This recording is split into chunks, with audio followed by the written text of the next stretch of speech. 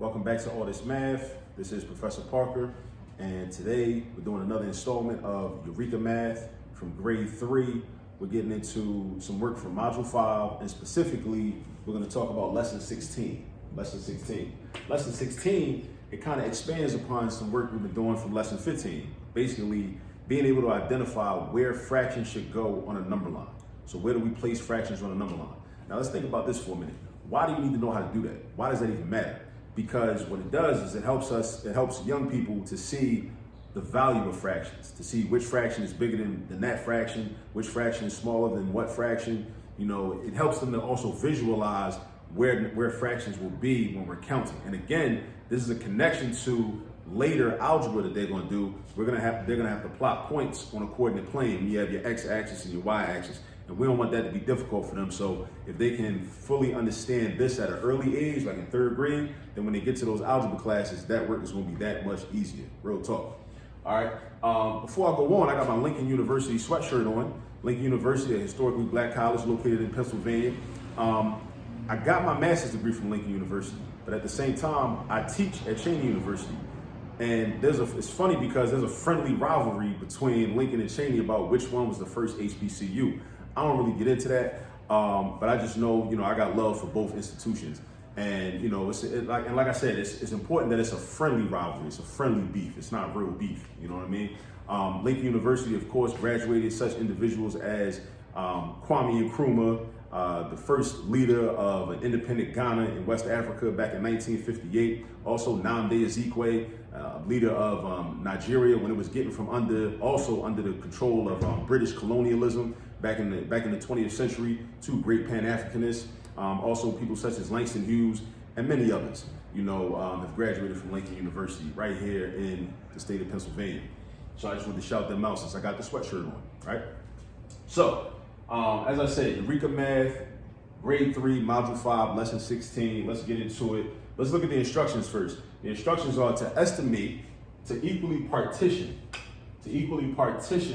and label the fractions. So when it says estimate, that means we got to kind of think, like if you look at number 1, this says thirds. So that means we're going to break each whole number value into 3 equal pieces. But we're going to break it up into thirds. That's what that means. And when it just says estimate, because you're not expected to take a ruler out and measure exactly like, okay, this many inches for this 1/3, this many inches for another 1/3. We're not doing all that. You're going to just estimate, right?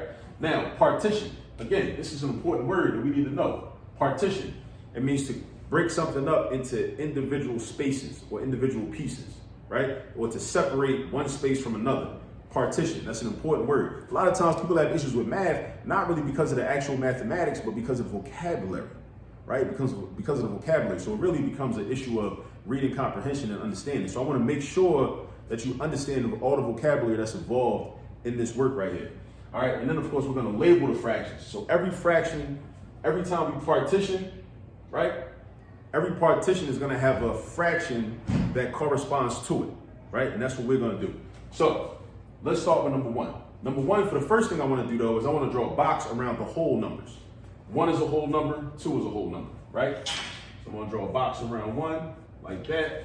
Draw a box around 2 like that.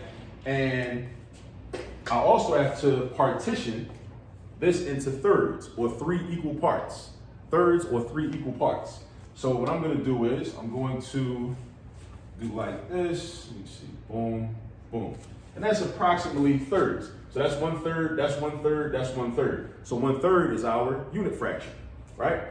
But I want to figure out what fraction corresponds to 1 and what fraction corresponds to 2. Now, this is why lesson 16 is different from lesson 15. In lesson 15, we were finding where fractions go on a number line, but we always started at 0. Now we start at all types of random numbers. We started 1 on this one. On number 2, we started 3. And I'm going to show you exactly how to do it still, because that's the difference, but it's not that difficult. I'm going to show you how to break it down. So since we're breaking this up into thirds, that means our denominator is going to be a 3. We're breaking this into thirds, denominator's a 3. Breaking it into thirds, denominator's a 3. So, boom, So every whole number in number 1 has a denominator of 3. Actually, every fraction has a denominator of 3, right? So actually what we can do is we can do this too. Because everything in number 1 has a denominator of 3. Why? Because we're breaking this up into thirds, or we're partitioning it into thirds. Now, how do I figure out what the numerator is though? That's the key question. How do I figure out what the numerators are? The way you figure out what the numerators are when you're dealing with whole numbers is, all you gotta do is, you take the whole number and multiply it by the denominator. Every time, when we're dealing with whole numbers. So we do 1 times 3, and 1 times 3 is 3. So that's gonna be 3/3. Also, we know that whenever you're dealing with the number 1, the fraction has a denominator and numerator that is the exact same number. Whenever we're dealing with 1, the fraction has a numerator and denominator that are the exact same number, whether it's 3/3, 4/4, 10/10, 100 hundredths, no matter what it is. All right? Now, what about for 2? Let's find the fraction for 2. Like I told you, again, you take the whole number and multiply it by the denominator. So 2 times 3, which is 6. So that's going to be your numerator. 6/3. Now, how do you figure out what fractions go in between? Now that's the part we're just going to count by the unit fraction. We're just going to count by the unit fraction. Now our unit fraction, because we partitioned into thirds, is 1/3. So that means we're going to count by 1/3. So we're going to go from 3/3, we go to 4/3. From 4/3, we go to 5/3. And we are done. We partitioned it off and we labeled all the fractions. We got 1, 2, 3, 4. 4 fractions that we labeled. 3/3, 4/3, 5/3, 6/3. And basically we're just counting by fractions. That's all we're doing. It's nothing really that difficult, nothing that different, I should say, from counting using regular counting numbers or natural numbers as we call them, right? Except now we're just dealing with fractions. Our denominators are all the same, right? How many thirds is this? 3 of them. How many is this? 4 of them. How many is this? 5 of them. How many is this? 6 of them, right? That's all we're doing. And we follow these same steps, we can do every problem, all right? Just follow the same steps every time, we can do every problem. Now, look at number 2. We got a number line that starts at 3 and ends at 5. Starts at 3, ends at 5, right? And what are we gonna partition each whole into? Fourths. Fourths, right? So that means my denominator is gonna be 4 for all of these fractions that I write. But before we get started, we got a 3 here and a 5 here. And we got a line right here. So we're missing another whole number. And we know how to count, so we know between 3 and 5 is 4. So you should write a 4 right here. And then let's put a box around our whole numbers. That's 3, that's 4, and that's 5, right? So now let's partition. So I'm gonna break this space between 3 and 4 into fourths. Break it into fourths, break it into fourths. Now the way I like to break down into fourths is I like to first do halves and then do a half of a half, because a half of a half is a quarter, or a half of a half is a fourth, right? Just like half of 50 cents is 25 cents, or a half of 50 cents is a quarter, right? Same concept. I got that, and I got that. And then I come over here between 4 and 5, half, and a half of a half, and a half of a half, right? Now it's time to write the fractions. I partitioned everything I needed to. I got my fourths, I got fourth, fourth, fourth, fourth, fourth, fourth, fourth, fourth, right? But now we're gonna figure out what the fractions are that correspond, right? So my denominators, again, are 4 because we're breaking things down into fourths. So we got something over 4, something over 4, and something over 4. We start with the whole numbers first. We want to start with the whole numbers first, identify what the whole numbers are, right? Or what the fractions corresponding to the whole numbers are first, and then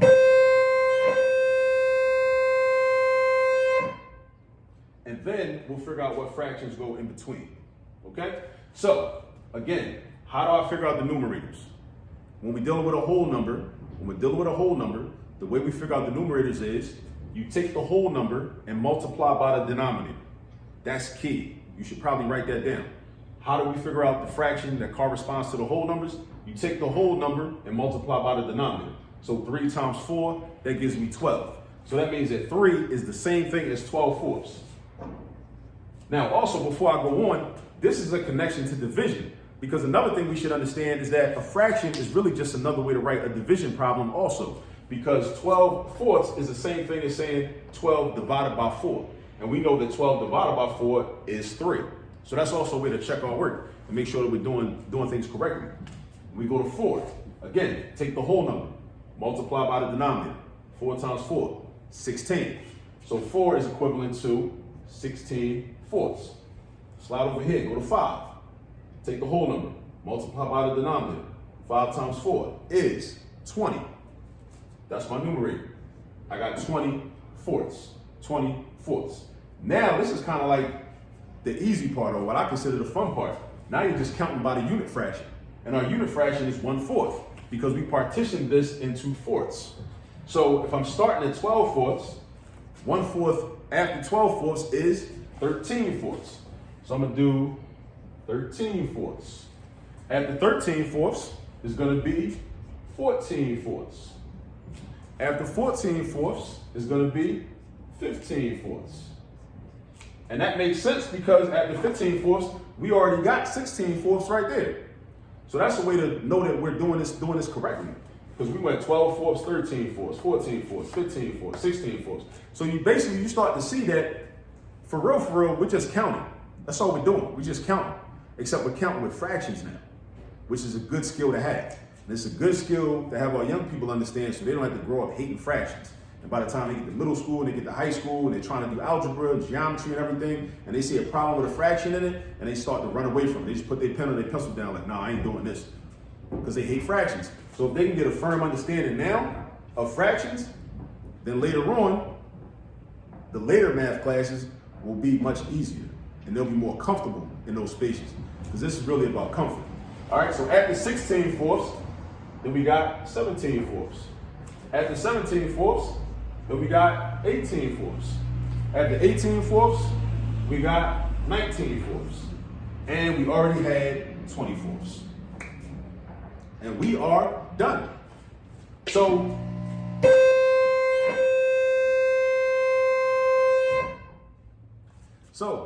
with that, this is lesson 16 for grade 3, module 5.